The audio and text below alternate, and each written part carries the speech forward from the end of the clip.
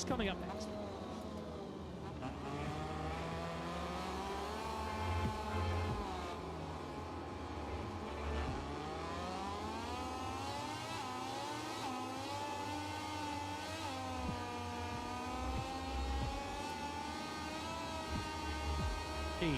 Second in the World Championship, sewn up for Alex Marquez.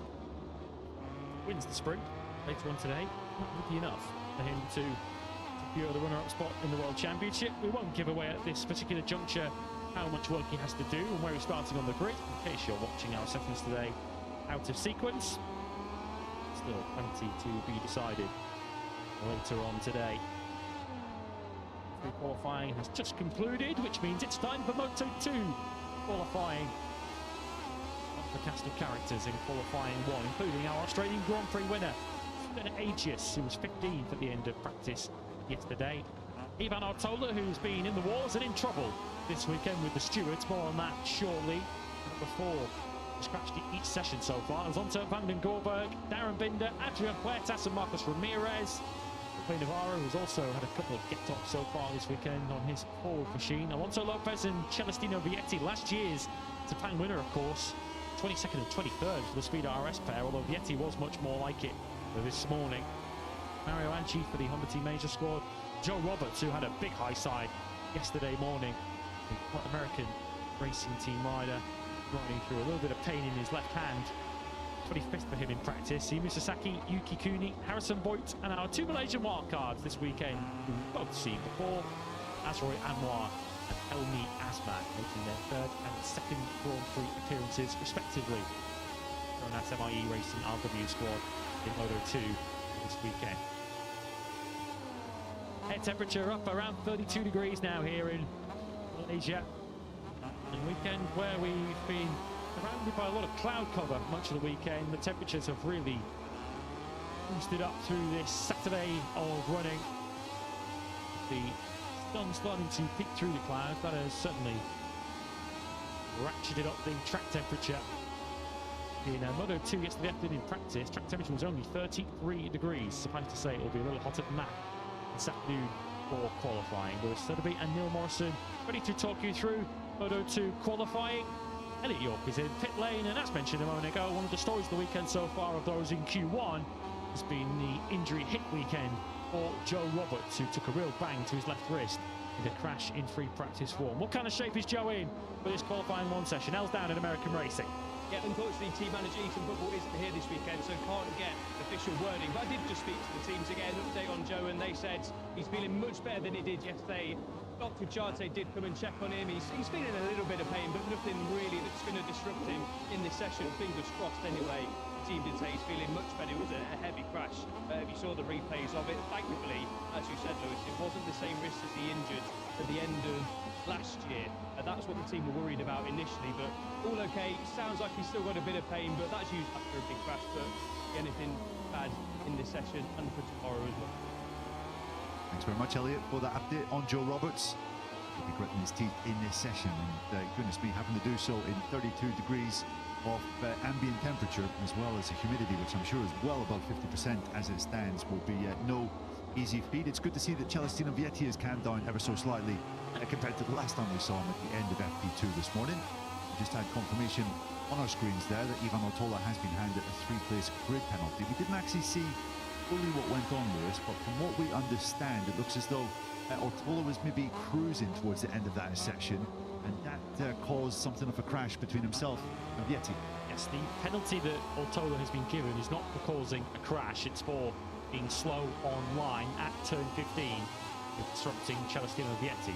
All we saw this morning was the shot of them appearing in view with Vietti on his side and the MT Helmets MSI Boscascuro of Artola upside down with the rider on top of it. So we are kind of having to fill in the gaps a little bit in terms of what happened with the two earlier on today, but the upshot of it all is that Artola, wherever he qualifies, doesn't come to this session and he'll be outside the top 18 on the grid. He will drop a further 3 places for tomorrow's Moto2 Grand Prix of Malaysia. 17 laps is the distance tomorrow. Of course, we'll have mathematically 5 title contenders 57 points, covering Manny Gonzalez, Diogo Moreira, Aaron Kinnett, Barry Baltus, and Jay Dixon. We will see them all in Q2. Championship big hitters will be making an appearance in around 20 minutes time, but before that we'll decide who will be joining them through this Q1 session. So we head out, and at the start you have to imagine that Australian Grand Prix victor, the number 81 of Senna Agius on our screens here, will be one of those prominent riders challenging onto this session. It's been a bit of a step down for Agius this weekend. Hasn't quite shown anywhere near the potential that he had previous week, when he was head and shoulders above the rest of the opposition. Phillip Island maybe hasn't been the easiest of tracks for Agius in years gone by. The one previous Grand Prix appearance here, of course, so still lacking a decent bit of experience around the Sepang International Circuit.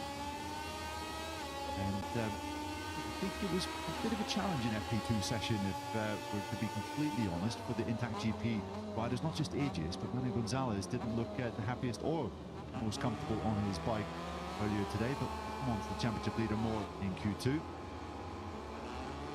Our two wildcards, the number 20 of Azroy Anwar. You can see in 2022 and 2023, my best memory of Anwar is when he wildcarded here a couple of years ago. He actually had one of Fabio Quartararo's font number 20s on the front of his bike. He's at least been able to find his own particular version of it this year. It's his teammate Helmi Asman on the 55 bike. Both of them have got some pedigree around this circuit, so that won't surprise you in the slightest, of course. The home-based Petronas MIE squad. Anwar took 3 Asia Road Racing Superbike wins here earlier in the season across the 2 rounds of racing that they had in Sepang. Asman, who's a Supersport regular on the Asia Road Racing calendar, he took a victory in that class earlier on this year here at Sepang. So keep an eye on them, particularly if the weather takes a turn for the worse, which it's known to here in Malaysia. Ayumu Sasaki begins his qualifying session on the 71, and I guess it's a measure of how far Ayumu has come in his Moto2 season that we're now quite surprised to see Ayumu even in this Q1 session. Yeah, he's been a regular in Q2 over the last couple of rounds. Really, from mid-season, Ayumu has started to hit his stride in the Moto2 category. I think Holland was his best ever showing in Moto2, not necessarily in terms of result, but just the fact that he was up there fighting for second place for a good chunk of that race. I was down the Huron Medical Clinic straight afterwards, though, after suffering from arm pump in the closing laps, and that's been a persistent issue for Ayumu over the last couple of race weekends, and it's something he plans to address during the off-season. But some doctors reckon there's not quite enough recovery time to have it done before the end of the season and come back and be at almost full strength. So he's deciding to try and tough it out in these weekends in Malaysia, Portugal, and then Spain, where we'll finish off the season in Valencia for undergoing some surgery during the off-season. But certainly enough to take in this second part of 2025 to suggest that Ayumu will be, take maybe another step forward next year. And to be honest, there was a point at the start of this year where we were thinking maybe this whole Moto2 thing just isn't going to work out for the crazy boy, but look a lot more like his old Moto3 self last couple of race weekends. He's now making his way through turn 13 and 14 as right-handers. They kind of, in some respects, merge into one. A long right-hander with a tight apex, which you have to get right. You'll be very patient there on the throttle on the way out of 14, but of course you're on the right-hand side for such an age. You know how important that the straight up to 15 is, that you're always so keen to get on the throttle as early as possible. You've just got to play that careful waiting game and walk that tightrope between cranking the throttle at the right time and not being a little too early with it, potentially losing control. Sasaki is going to be first over the line.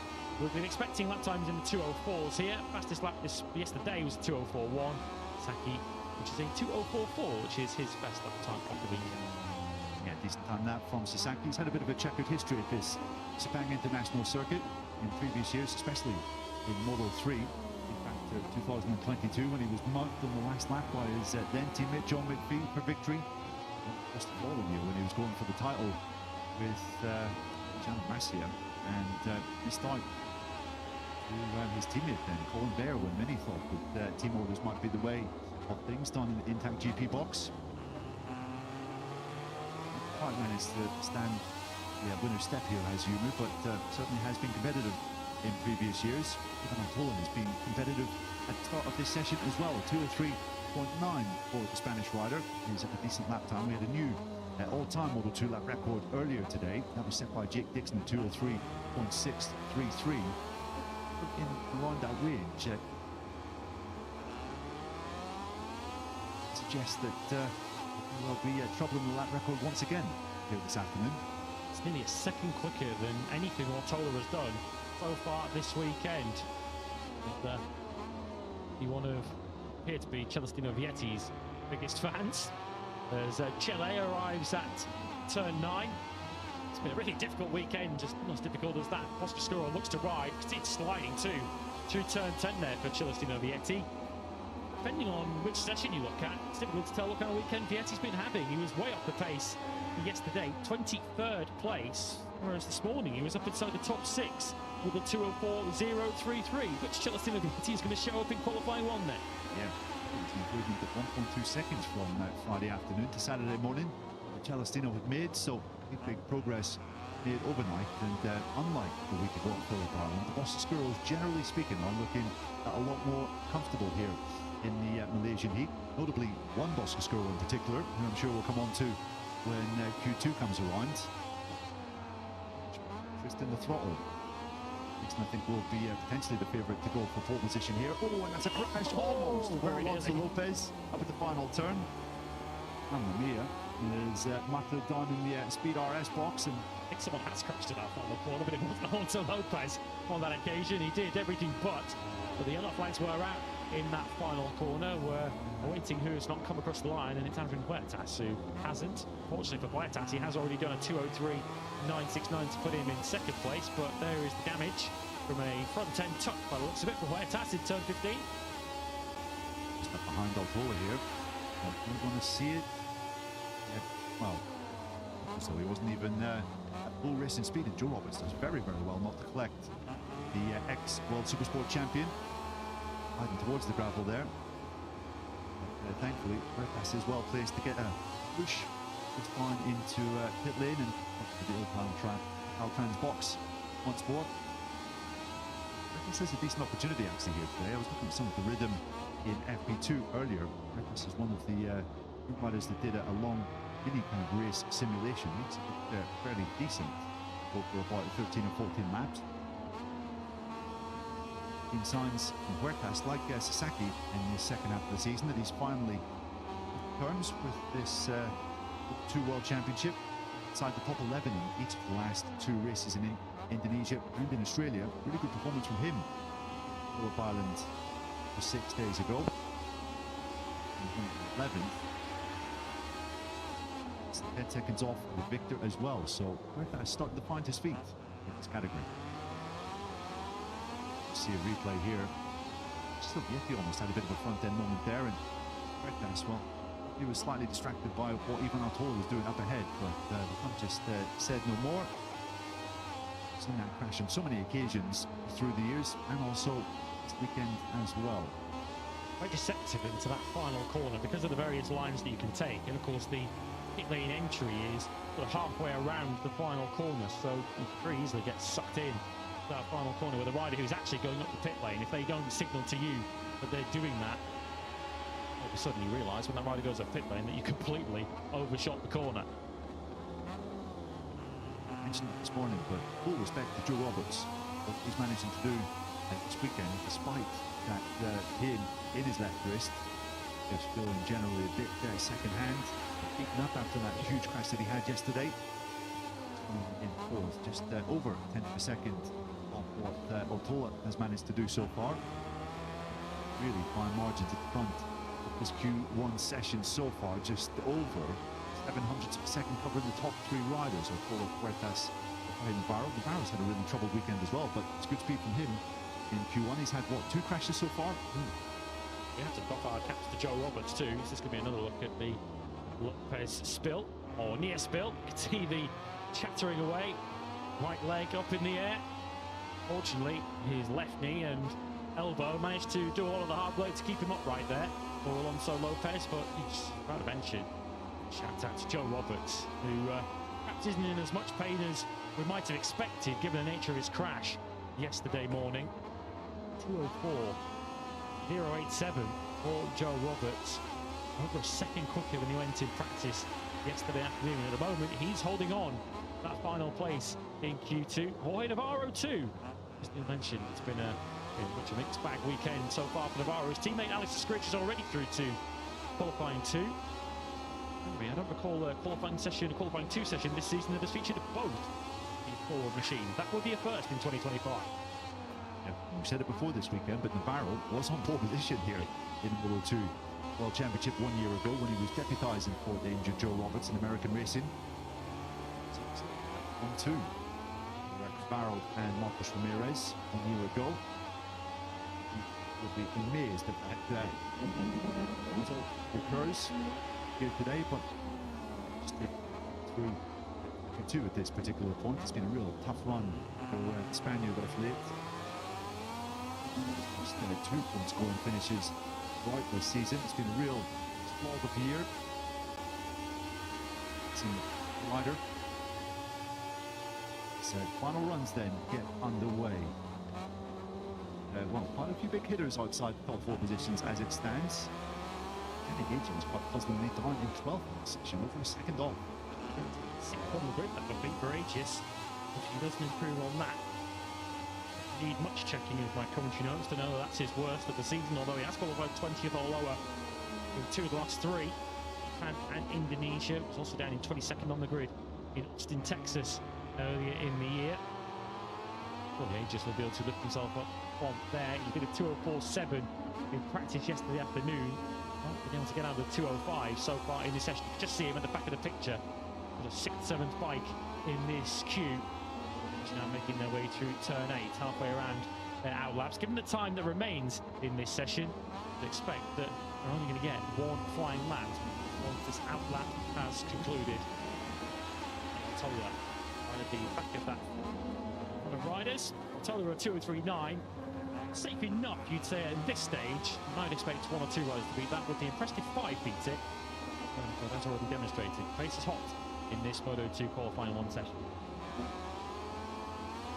See Asman, it's in pit lane, and the 55 Petronas machine enjoys some success here in Moto2 in years gone by. Siren made his name in this category back in 2012, running those colours. One-off ride at World Championship level. Asman really hasn't had a clean lap so far, 13 seconds off even Otola's fastest lap time. He'll be certainly looking to improve on that. So final 2 minutes as riders come around to start what will be their final flying laps of this session. 1 or 2, the likes of Vietti, newbies onto Van de Gerberg, get another crack at it if they're absolutely on the money this time around. And a big minute and a half coming up for Celestino, who, as I said, has been so difficult to read, not just in this session, not just in this weekend, but in the last part of this season. It's been so up and down during the kind of flyaway stint of the year. He's already missed qualifying 2 on 4 previous occasions this season. The most recent of those coming last weekend in Australia, when he actually took his worst qualifying in a Moto2 session. But 4 years, you have to go back to Aragon 2021 for the last time Vietti qualified as low as 25th on the grid. Stands at the moment, he wouldn't be quite as far back as that. 5th in this session would put him 19th overall on the grid, but backing up his 2024 Malaysian Grand Prix victory from there. The big threat at the moment is coming from a few places actually. Sasaki Navarro's also up halfway around the lap, although he's already in that top 4. Best first sectors too for Lopez and Ramirez, who are currently 7th and 9th respectively. Great stuff there from the 2 Spaniards. And Lopez has seemed to carry that advantage through into the second split as well. Good stuff just from Jorge Navarro. A while since we've been reminded of his speed and potential. His second here in the Grand Prix 1 year ago. Sasaki is the rider really on the move on this particular lap time. But Kuni just up ahead of him, and number 92 will not get in his way coming through. Turn number 14, maybe ever so slightly midway through that turn. He will have some decent slipstream to benefit him down this final and back straight. Maybe Ortola wasn't as safe as we thought. Let's see what happens then on this final run to the line. I don't think any of these are going to get one more lap in because there are 5 seconds left on the clock. We can just see Vietti now emerging out of the final corner. Checkered flag is out now. Vietti did not get across in time, but he does sneak up into 4th place, but he's not going to stay up there for long. Navarro on a 2:03.899 takes top spot. Roberts improves, and he had to fend off Sasaki. Just 18 thousandths between them, so Roberts holds on to that final place inside the top 4. We've got Lopez still on track, who could still alter things. Here he comes on the 21 bike. Lopez across the line, only into 6th and 7th for the Speed RS Boscoscuros. Another miserable qualifying session for them. They will start 20th and 21st respectively on the grid tomorrow. Navarro on a 2:03.899. Fastest a forward has ever been around the Sepang circuit. Ortola, Huertas and Roberts all through. It's a pair of thought for Yumi Sasaki, who's a 10th of a second off in 5th. Vietti's a 10th and a half off, and he's only 7th. Ridiculously close. We've seen that through Moto2 at this circuit right the way through the weekend. You can see the frustration there from Marcos Ramirez when he checked the screen on the outside of turn number 1. Realised that he didn't even come close. One of the top names in this session, half a second off he was when he came across the line. 10 is for him in this session. And Ramirez, well, second on the grid here 1 year ago. This outside the top 20 for tomorrow's race. Another doff of the cap to Joe Roberts for putting any pain that he is suffering behind him to take a place inside the top 4. Sasaki missing out by 18 thousandths of a second despite a 2:04.000. Just goes to show how the pace has moved on in Moto2 already today. 2:04.166 was the fastest lap time of all yesterday. The 2:04.1 from Jake Dixon in FP1 wasn't the all-time lap record 24 hours ago. That lap time now would not have even got you through the Q2. You have to imagine though, it's a forward factory team bike is doing that time in Q1. The top riders in this category in Q2 are going to probably see what, mid 203, even low 203 pole position. Another record-breaking Moto2 session coming up in about 5 minutes' time, but been a great deal to cheer for Navarro in recent weeks, recent months, truth be told, but it's a lot more like the old Jorge that was fighting for the top positions in this Moto2 Championship about 6-7 years ago. Already in a celebratory mood forward across their various entities. Of course, should congratulate Maria Herrera last weekend on reaching the Women's World Championship at Jerez. Fantastic battle with Beatriz Naylor for the title. Forward rider reaching the crown. Some more good news from a forward point of view, with Alexis Ridge already into qualifying 2. And for the first time, both of the forward machines will be battling it out in a battle for pole, but neither of the Speed RS Boscoscuros will be there. It's fair to say that Celestino Vietti will not be repeating his victory feats from a year ago. This Sepang International Circuit on Sunday. What a really lousy qualifying performance. Just on the grid, with Celestino 1 place behind his teammate Alonso Lopez. The momentum that Vietti had his victory at Misano places ago has completely dispersed.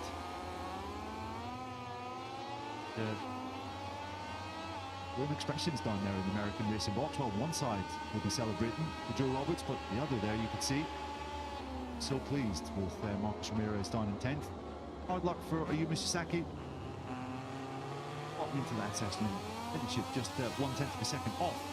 Navarro not get through into Q2 is very cool indeed, but brilliant stuff from Navarro. Going for a potential shot at the top 10 place in Q2.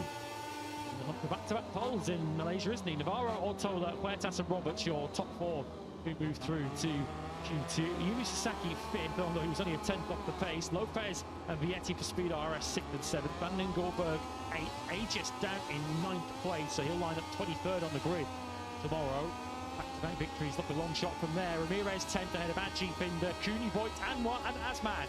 But last year's pole sitter is still in the hunt in 2025's Moto2 qualifying session. Jorge Navarro tops Q1 But forwards we go next to Q2.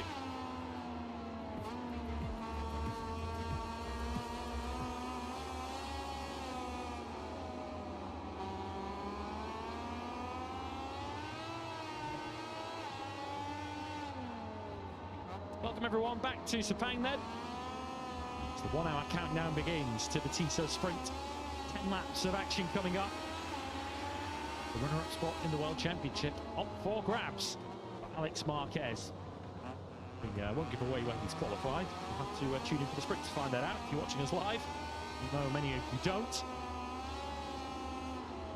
Temperatures really are cranking up. Air temperature 32 degrees. Track temperature now really approaching 50 degrees at the moment.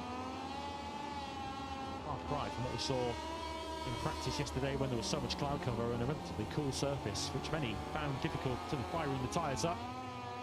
As far as Moto2 is concerned, with 3 Grand Prix to go, 2 points between the championship front runners, only 1 champion to be crowned by the time we close the book on this brilliant Moto2 season in Valencia. All of the title chasers are in this Q2 session, which was box office in Australia a week ago. Manu Gonzalez, fastest in practice yesterday, but that doesn't necessarily tell the story of how his weekend has gone so far. Jake Dixon, second quickest yesterday and looking very good in pre-practice 2 earlier on. His long run certainly catching the eye. Amada Reynas dreaming of a first Moto2 pole today on his 96th Moto2 appearance. He was third ahead of Barry Baltus, Danny Holgado and David Alonso. Aaron Kinnett's through into this session. He was 7th yesterday ahead of Alex Escridge. For the forward team, Arbolino was 9th. Diogo Moreira just 2 points behind this man now in the World Championship. 10th ahead of Philip Salach, Danny Munoz, Ethan Guevara, and Colin Bayer. It's our top 4 from qualifying 1. Navarro Ortola with a 3-place grid penalty. Huertas and Joe Roberts joining this battle for pole position. Tension with a 9th Neil ahead of this qualifying session. We've still got 3 of these to go before the World Championship is all decided. But it feels that every single session, particularly a session like this one with pole position on the line, feels like another opportunity for the title chasers to strike that crucial psychological block. Absolutely, you've seen 3 of them. One of them on your screens now, Aaron Kinnett. And Manu Gonzalez must be feeling a little bit of pressure.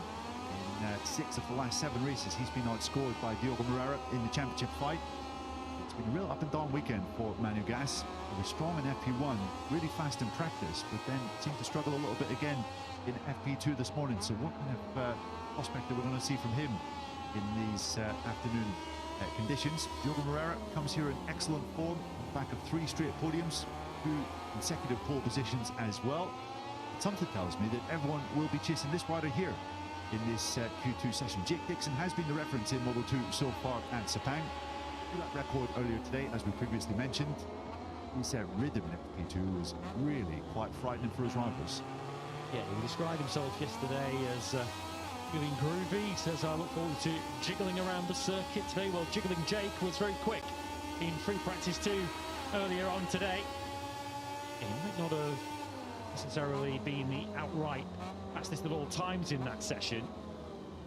The times overall were very close, but the race rhythm certainly looked a step ahead of everybody else. Was able to lap consistently in the 204s for much longer than anybody else. We've seen already this season on a few occasions Dixon looking absolutely mustard through practice and then not quite able to translate that into pole position or a front row start when it matters most in qualifying. Given that the margins are so fine in Moto2, one slight mistake, it can cost you a couple of rows on the grid. If you can absolutely nail the perfect lap, it can completely transform your weekend. Teggy comes to mind, doesn't it, for Jake Dixon? He dominated, or was one of the fastest riders that weekend for sure, and missed out on a spot in the front row. And then got caught in traffic early doors, really cost him a shot of fighting with Danny Holgado at the front of that particular race. Manu Gonzalez was saying yesterday, this in the front row here is so important, just with the heat that you have at Sepang International Circuit. Hop back in the pack, it makes everything just a lot more difficult, not just for your body, for your bike, which can start to overheat, for your front tire as well, which starts to overheat. So this on the front row here is more crucial than it is in other places. Ethan Guevara will be chasing the front row. making a podium, of course, here 1 year ago, even if it was a so slightly fortuitous one, with much respect intended to Guevara, but it certainly was gifted to him on the final lap. Here we go then, Q2 underway in a couple of seconds time in Moto2.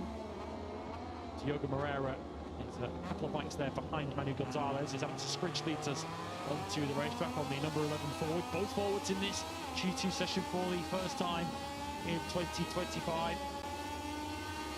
Qualifying so far this season, we've seen Manu Gonzalez on pole position on 7 previous occasions. Diogo Moreira has had 6.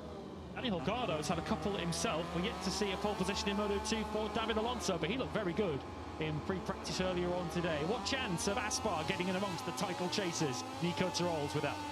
Yeah, he certainly is. Nico, great to chat to you. It's been a great run of form for you boys and girls down here at Aspar. We'll start with Danny. He can wrap up the Rookie of the Year honours this week. How is he feeling? He's looking strong again. Yes, for sure we are super happy with both riders, with the performance about Danny and also David. And about Danny, he did a very good job the last racing and also here. But he struggled a little bit here with the bike, but it's normal because this track is different to the other circuits. It's super big, a lot of hot, difficult conditions. But anyway, he's ready for Q2, and we'll be see what he do, but he's ready. What sort of thing is he struggling with? Is it certain areas of the bike or just the circuit? Maybe the circuit, and also maybe sometimes it's impossible you have the bike for perfect for all tracks. You have feeling, don't have the best feeling with in some corners with the throttle in the exit, but anyway, I'm in a very good position, like a rookie, always in top 10, top 5. It's incredible, the performance from Danny. And on the other side of the box, David, a great podium last time out in Phillip Island. I'm sure that was a good confidence booster for David. He looks like Danny, really strong this weekend. Has he got a chance for another podium, maybe a win here? It's difficult to say this because it's Moto2 is the more difficult category for me. And David is in a very good moment. He did a very good job all weekend, also last race. We'll be see what he do tomorrow, but he's ready to battle for top 5 for sure. Thank you, Nico. Thank you. Thanks, Nico. Thanks to Elliot York. There's already been some fun and games going on between the title contenders on this outlet. Look at this, side by side into turn 1. Moreira up the inside of Manu Gonzalez. It was interesting what we're hearing from Nico Tirol there as Gonzalez fights back. This is qualifying 2, and the title contenders are knocking spots off each other already. It was clear from the outlet, wasn't it, Neil? Moreira was looking for Manu Gonzalez's rear tyre. It was indeed, and that is Manu Gonzalez saying, "You do not do that to me when I'm on my flying lap." In qualifying, absolutely lays one on the Brazilian going into turn number 2. You just sensed that that battle in the first half of the Phillip Island race 6 days ago was getting slightly personal between the two championship contenders. I would say it's gone beyond that now. 1.2, and the top 2 already getting stuck in. Neither are going to be particularly quick on this first time lap of qualifying, so they're both going to find them.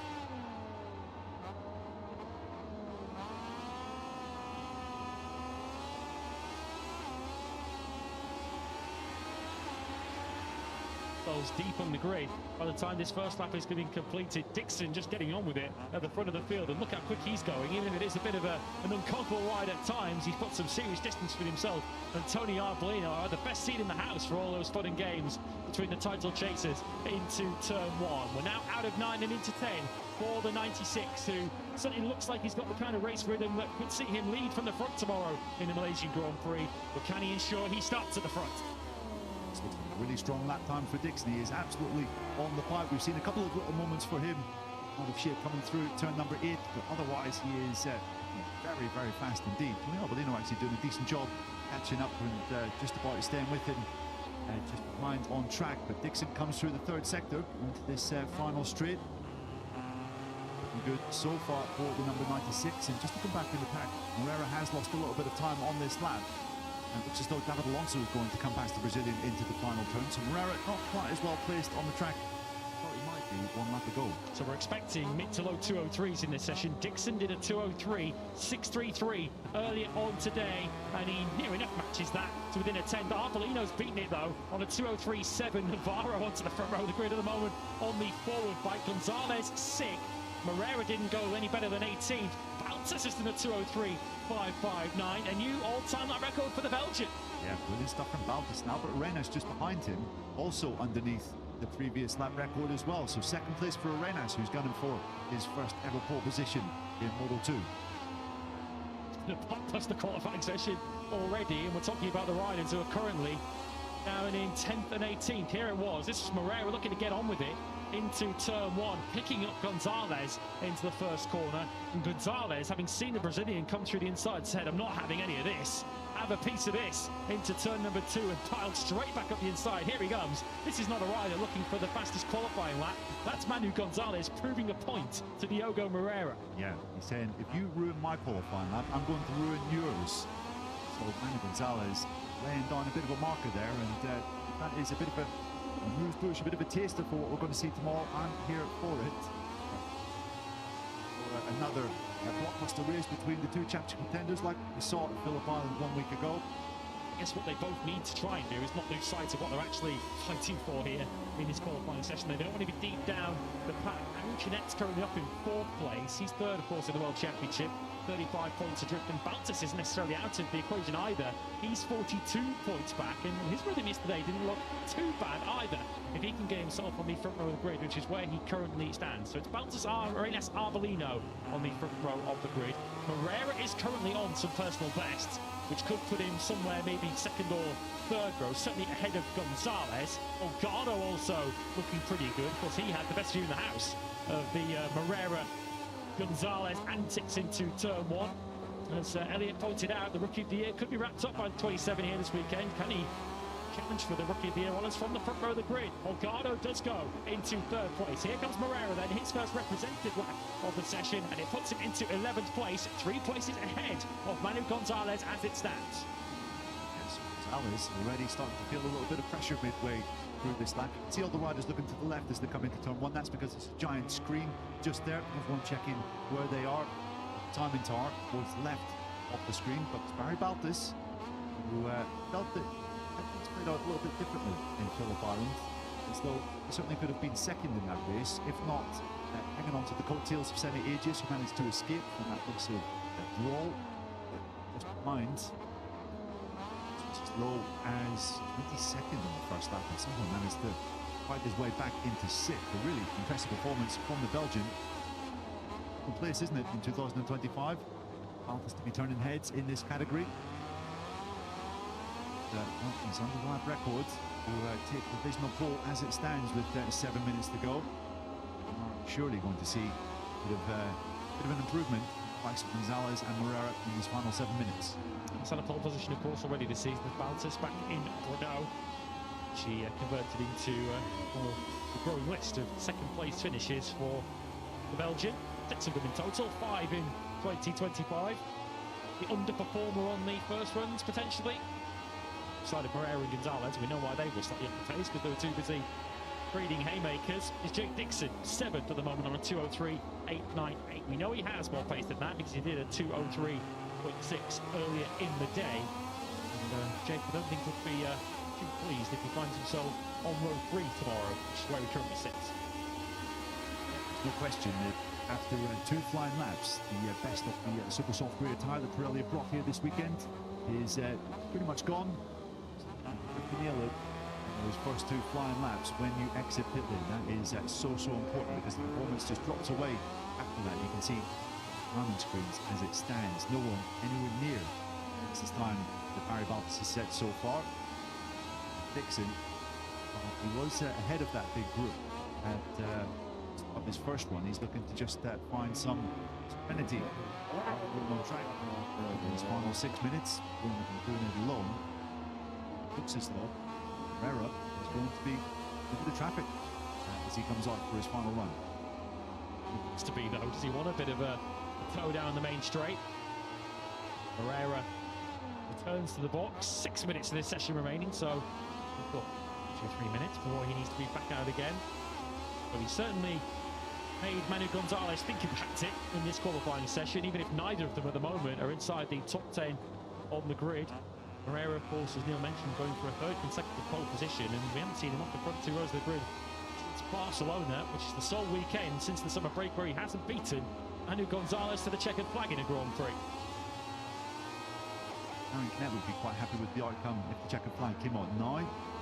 Fifth place for Canet on the track where he's never finished higher than 8th in his 8 previous visits. That would be places higher than Morera. Wants to get out there on his own, doesn't he? He doesn't want anybody anywhere near him on his second attack at this qualifying session. Yes, so Dixon and Gonzalez aim to find some clear track. Marcus is potentially going to benefit from Danny Munoz, who's just up ahead of him. Yeah, circuit here. It'll be interesting to see what Dixon can do in these final couple of laps. I do not think 7th place would really be satisfactory for Dixon when he's been either first or second in every Moto2 session that we've had so far this weekend. Look at pit lane, see if anyone was leaving, because of course Dixon is now coming down the main straight, so doesn't want any traffic filtering out into his way. He's being informed there on his pit board of the time he needs to beat. 2:03.5 with Barry Baltus. Well, we know Jake Dixon can go close to that, but can he beat it? There was just one rider in his way there. It was Albert Arenas in pit lane on the Grassini bike. But Baltus now looks to try and give himself the best possible run out of the final corner. Just goes high and gets out of the way of some of that negative camber to give himself the best possible slingshot down the main straight. And Dixon has immediately lit up the first sector. He's a 10.5 up on the Belgian. This will definitely do it for Dixon. Baltus will be looking to respond as well. I'm going to see what Manu Gonzalez is able to do in clear track on his particular lap time. Here is Morera. I was actually mistaken. I thought Morera was leaving the pit lane when we last saw him. He was actually just coming in. It looks as though he has found clear space on track as well as he comes around to, which was, of course, the scene of that spectacular together with Manu Gonzalez early. Through the second sector, now Dixon's 10th down on Baltus, who himself is improving in the first sector. But Manu Gonzalez, who's usually ice cool, well, if he is getting a little hot under the collar after Morera's tactic in that first run, he needs to calm himself down and focus on the job at hand here. It will be a near disaster for Manu Gonzalez if he started 14th on the grid for a Malaysian Grand Prix that he was talking big about coming into this weekend. After Phillip Island, which was not a good weekend for him, largely down to crashes on Friday, Gonzalez said the next 3 circuits are good circuits for me. He needs to now back that up when it matters most in qualifying. Certainly does. He kind of shrugged Phillip Island off. He knows that is maybe not one of his stronger tracks. Qualifies outside the top 10 here. I think going to get a little bit tense inside that Impact GP box if they are not already like that. You can see he's not really in the mix. The likes of Dixon and Baltus on this current lap time. Dixon has refound a little bit of time in that third split. He was so strong in sector number 4 yesterday. See if Dixon is able to make up time and maybe take a spot on the front row, maybe take pole position here. If Dixon comes across the line, he does take pole position. It's another new lap record for him here today at Sepang with the 2:03.449. Now the reference. He owns that final sector, doesn't he? We saw that earlier in the weekend. He was good through there. But is he good enough to hold off the Belgian Barry Baltus, who is going quicker himself? Once again, he does favour that wider line, really does fire you out of that final corner, gives you the best run to the finish line, which comes up in a second or two now. Is Baltus back on pole position? The answer is yes, a 2:03.420. 29 ahead of Dixon. Munoz onto the front row just ahead of him on the 17 bike for Opel KTM Ayo. He's matched Arenas on a 2:03.581, but it's the 17 who's on the front row of the grid. Gonzalez is trying to lift himself up the grid. He's had a good third sector, which has brought him closer to Baltus. Second row likely here for the number 18. Delgado's also setting fast sector time, so keep an eye on him. Gonzalez actually, it's third row, only P8 for Manu Gets. Yeah, he's been struggling in that final sector all weekend long. He had a massive front end slide there yesterday where he very narrowly saved a potential crash down there at turn number 15. Gonzalez will have one realistic last crack at it to try and better himself. It looks as though Morera's made a bit of a mistake at that. That's at turn 4, I believe. So Morera, you can see he was right on the money through sector number 1, but he's made a complete mess of that. Could potentially be 12th at best for the Brazilian. Yeah, this is his last lap of the session, so Morera's made a bit of a mess of this in qualifying. Yeah, going in too hot into turn 4. There's only a minute on the clock, so Morera's not going to get around again. One more lap, you can see there.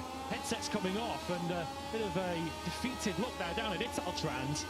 Yeah, from throwing some punches early on in the session, Morera's made a bit of a mess of this. Yeah, it's really not worked out as he probably envisioned when he overtook Manu Gonzalez down there at turn 1. We're going to have to look up at Danny Holgado here. The number 27 is absolutely flying. Look at that for a third sector. He's taken about 0.2 of a second out of Baltus and Dixon in that sector alone. And if he nails this final couple of corners, he's on course for another pole position in his rookie year. Where's he found this from? 4 tenths up on Baltus. Could be a 2:02 here and incoming for Holgado. Arenas has improved, so there's no longer a tiebreaker between Arenas and Munoz. They are now third and fourth with Arenas in front. Alonso's taken fifth. He's second row at the moment. So Gonzalez is back to ninth place and needs an improvement on this final lap. Danny Holgado at 2:02, 8.58. He is on pole by a country mile.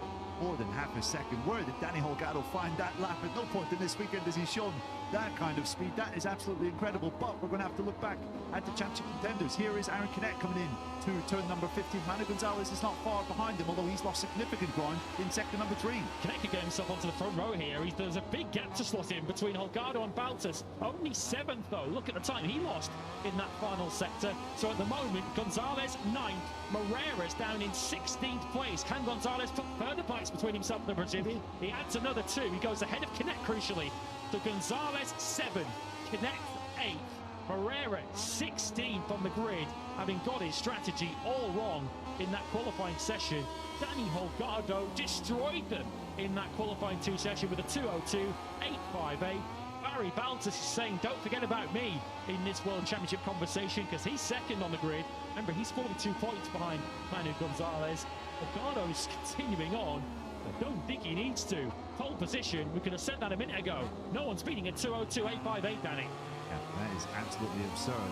Holgado is right in the mix on this second flying lap as well. You can see he's within 500 per second through the split number 2. If they could, the Aspar team would just say, declare it now. It's all done. You don't need to do any more risking through this third split. This is where he was sensational the last time around. He's lost out ever so slightly, but Holgado has been incredible. The lap record coming into this weekend, Lewis, was a 2:04.4. We're now down to a 2:02.8 with 1.6 seconds of difference in Moto2 this weekend. Absolutely incredible stuff.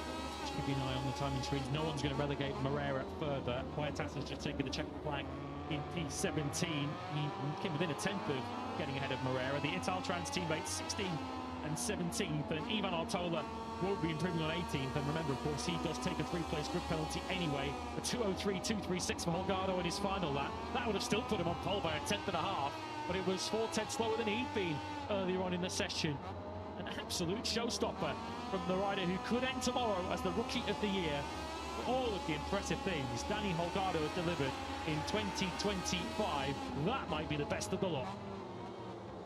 Talking about how close the margins have been in Moto2 all weekend long, Holgado just goes out and puts half a second into the rest of the field. It almost makes you question whether he cut the track at some point on that flying lap. Such is his advantage over the rest of the field. Brilliant job from Barry Baltus as well. After a fairly measured Friday performance from the number 7, jumps up the order. Really strong second place. Decent as well from Jake Dixon in 3rd. He'll be a little disappointed that he's not on pole position after being 1st and 2nd in the 3 previous sessions that we've had so far this weekend, but still looking at rhythm for 17 laps. I think Dixon is still very, very well placed indeed. Here he is, number 96. Well, I told him he was going to be 6 tenths off pole position, but still be on the front row. I don't think many people would have quite believed that. What is it? Set it up nicely for tomorrow in terms of our title contenders. Maybe Aaron Canet, Barry Baltus and Jake Dixon are about to keep their hopes alive after tomorrow. We were expecting this to potentially be a mathematical 2-horse race at the end of tomorrow.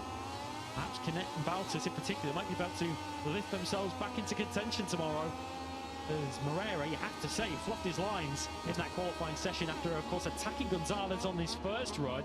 That left it all down to his final run, and he blew it at turn 4. He wasn't even close to making the apex at turn 4, was he? He knew pretty much as soon as he hit the brakes that he wasn't going to make the corner. And Manu Gonzalez, I think if you told him before this section that he would be 7th, he would be pretty disappointed. But the fact is, he is what, 9 places ahead? 3 rows.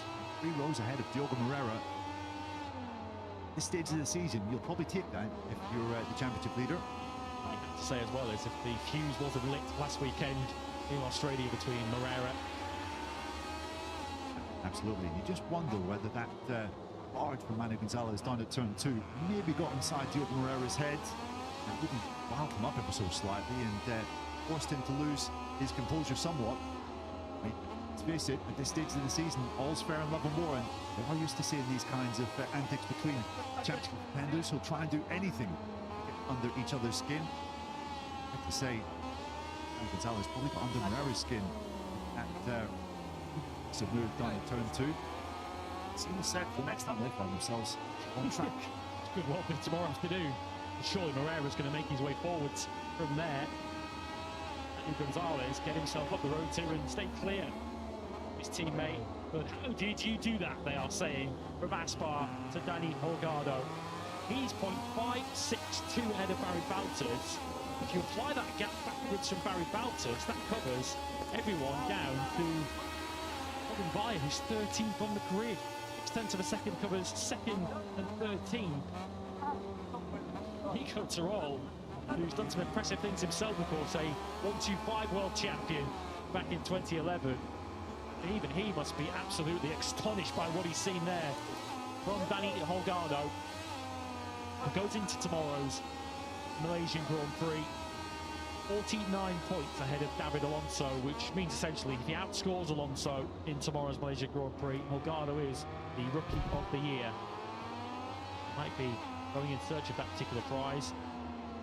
The biggest prize of all tomorrow, the Grand Prix victory. As Jake Dixon returns, as you say, he won't enjoy the gap with Danny Holgado, who is pretty much what he came here for today. I think when the dust settled, Jake will say that's job done. Look at his rhythm at the end of FP2. After 12 laps, he was still doing 2 minute 4.5s, which was around half a second faster than anyone else that was doing a long run in FP2 this morning, which suggests that he's in a really, really good position. Danny Holgado also did a long run, and he wasn't particularly fast after 12 laps, so if he finds something really significant on used tyres, then necessarily say Holgado will have an answer for Dixon over 17 laps here. Here is it getting a little bit dark outside our commentary box window. I think a few MotoGP teams might be getting a little bit nervous looking up at the skies with the sprint to come in just over half an hour. Danny Holgado has not been lower than 7 in past 8 qualifying sessions in Moto2. In that run, albeit races, 8 rounds, in the first, second, 5 occasions, which shows that he's been absolutely nailing Saturday afternoons of late.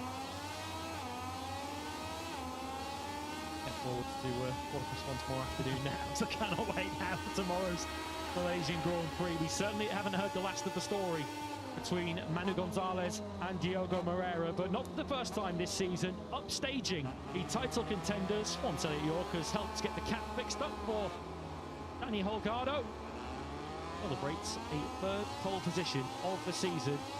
Again, as the title contenders got spots off each other, Danny Holgado upstaged a lot of them. Pole position for the Spaniard. He's now giving his reaction to well. And he on pole by half a second. Where on earth did that come from? What a lap. Talk us through it. And also clinch Rookie of the Year tomorrow. I bet you're excited for that. Yes, very happy with the time attack. I'm really impressed with the time, but I'm so happy with the bike because the bike is so fast. But now I need the calm because the race pace this morning was not good. I need to improve the bike for the race. But it's very important for me at the race in the pole position. Let's see tomorrow we can do it. Joy is the most important for me. And thank you for the amazing job. And see you. Amazing job to you, Danny. Good luck tomorrow. No wonder he is enjoying it when he is more than half a second clear of the opposition in Moto2 qualifying. Astonishing performance from Danny Holgado. Obliterated the lap record at 2:02.8.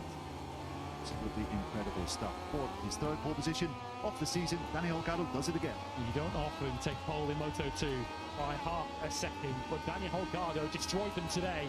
Barry Balters 2nd and might still keep this title hopes alive tomorrow. Jake Dixon likewise 3rd. Alvaro Arenas, Danny Munoz and David Alonso, all Spanish or Spanish-Colombian. 2nd row, Manu Gonzalez, Aaron Canet next to each other at 7th and 8th. Barbolino in a scridge. Shout out for the forward rider in the top 10, Roberts 11th. But Salat and Diogo Moreira. That final lap went all wrong.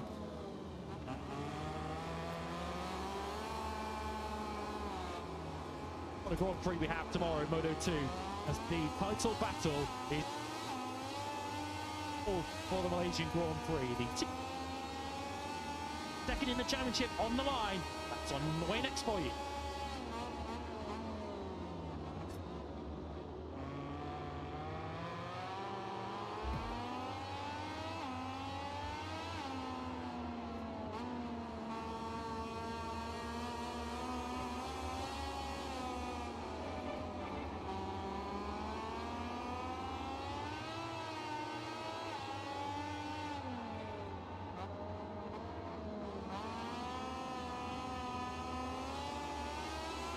3 rounds remain in MotoGP's longest ever season, with the home stretch underway as the final fly, where 2025 comes from the majestic Malaysia.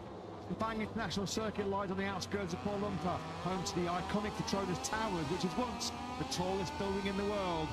It would stand tall in a thrilling 10-lap TSO sprint. Up next live, it's time for MotoGP.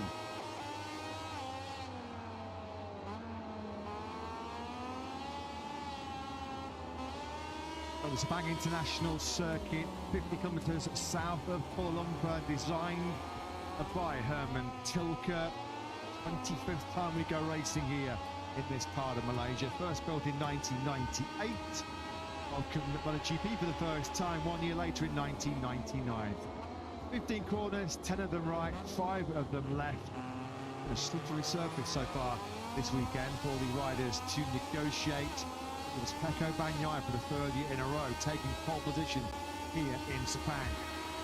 Most demanding braking points into turn 1, turn 4, and into that final corner, turn 15. Overtaking hotspots, lots of them, 1 and 15 as mentioned. And the iconic turn 14 here in Sepang, 10 years after that race. This is 1 year ago, that unforgettable battle between Martin and Bagnaia.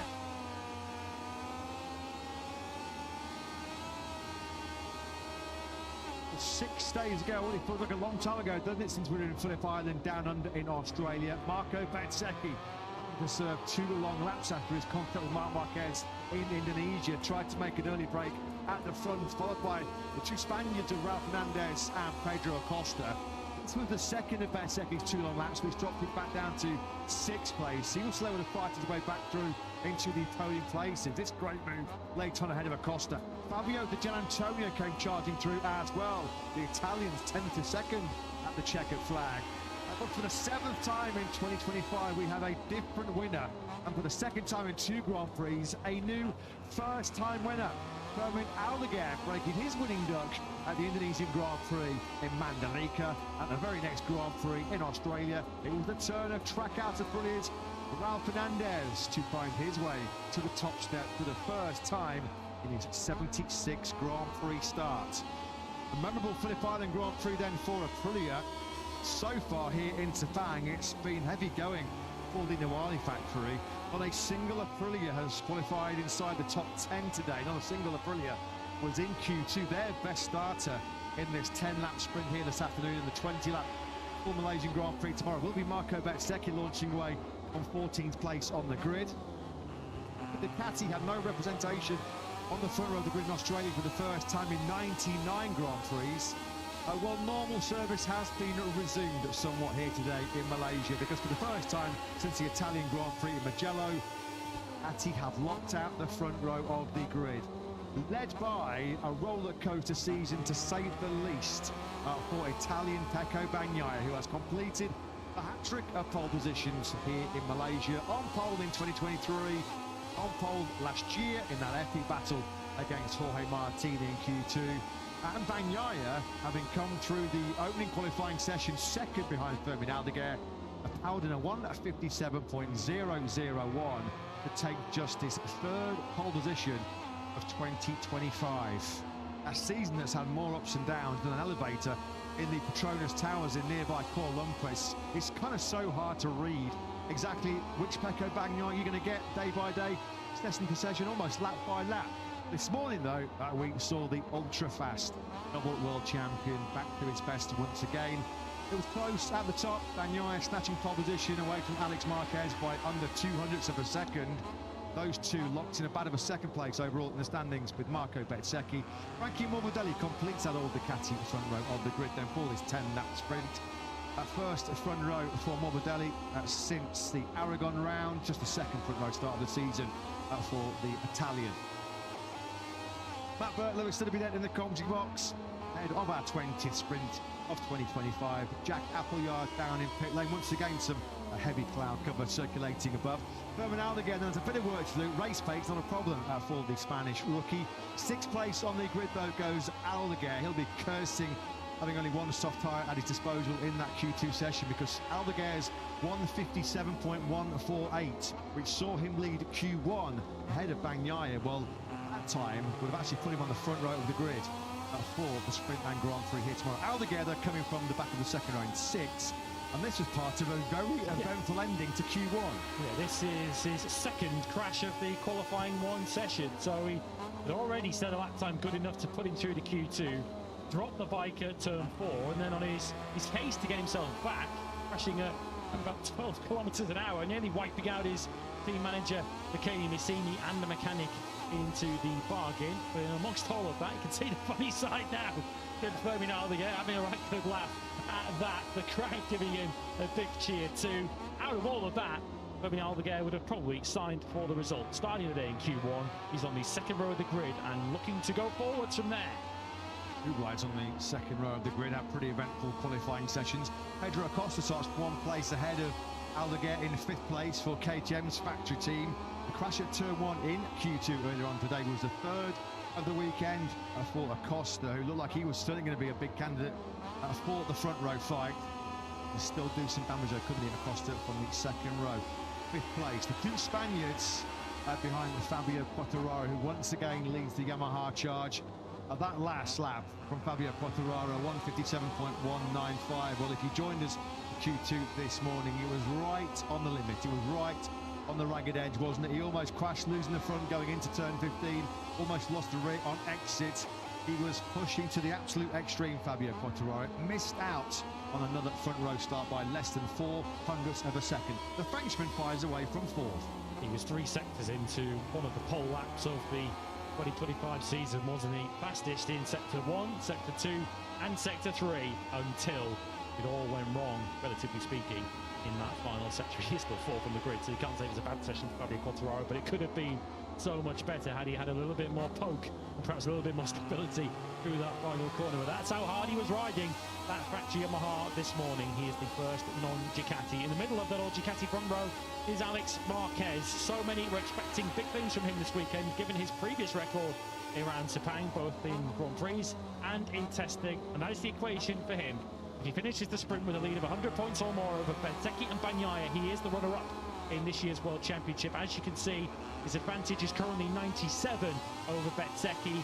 It's 105 over Bagnaia. So if Alex Marquez wins the sprint this afternoon, he is the runner-up in 2025. If Pecco Bagnaia wins the sprint, then second is enough for Alex Marquez.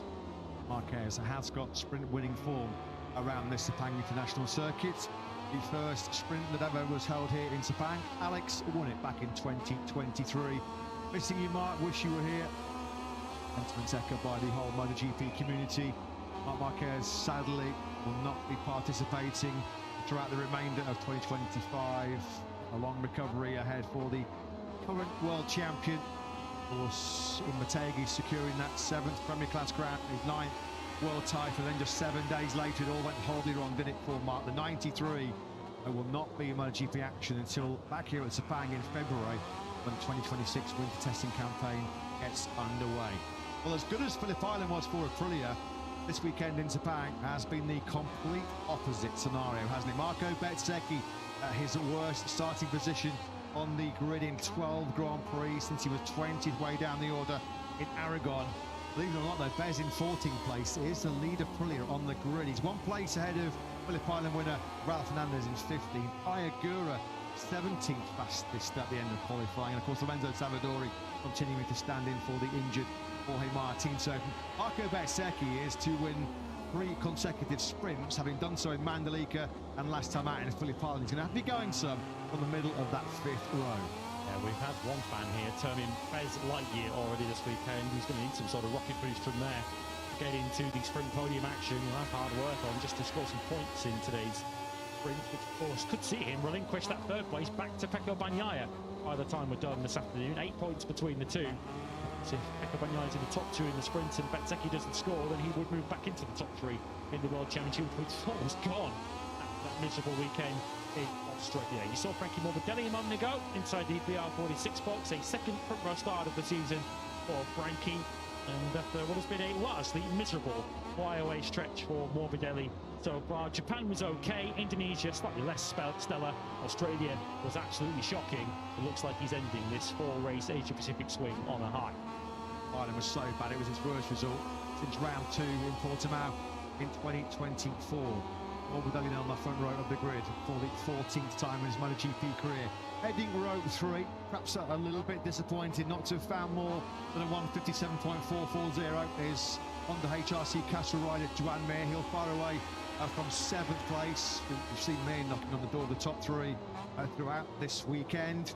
I think his teammate Luca Marini will be really frustrated, because all weekend, fastest in FP2 this morning was Marini. He looked like he was going to be putting up a real strong challenge for a place in Q2 when he came up on the yellow flags, milliseconds away from the yellow flags being cleared for Fermin Aldeguer's late crash at turn 4 in Q1, when Marini was on a lap that looked like it could put him into Q2.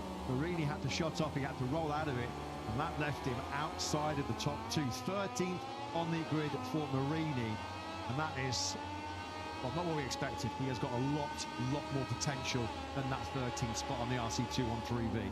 He was the big victim of so many heavyweights being in qualifying 1 in the first place, because of course we had some rain interrupt practice yesterday afternoon, which left the final 5 minutes of practice essentially a mini qualifying session, which the likes of Bagnaia, Aldeguer, Bezzecchi and Marini found themselves on the wrong side of, and unfortunately only 2 could advance.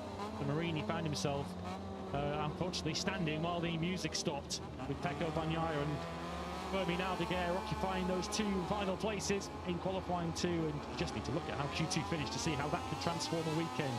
Bagnaia on the front row of the grid, Aldeguer on the 2nd row, and Marini having his work cut out just to get into the points this afternoon on row 5. Lowest qualifying in 7 since the Austrian Grand Prix at the Red Bull Ring for Marini. Shows how strong his improvement has been late on the Honda. Alex Rins, only the 4th time this year, he's going to be starting inside the top 10 on the factory Yamaha. He was 10th fastest with a 1:57.945, 1 place ahead of fellow Yamaha star Jack Miller. Of course, from the front row of the grid this time last weekend in front of his home crowd was Paul Espargo, who completed its bold, strong lineup in this morning's Q2, continuing to debutise for the absent Maverick Vinales.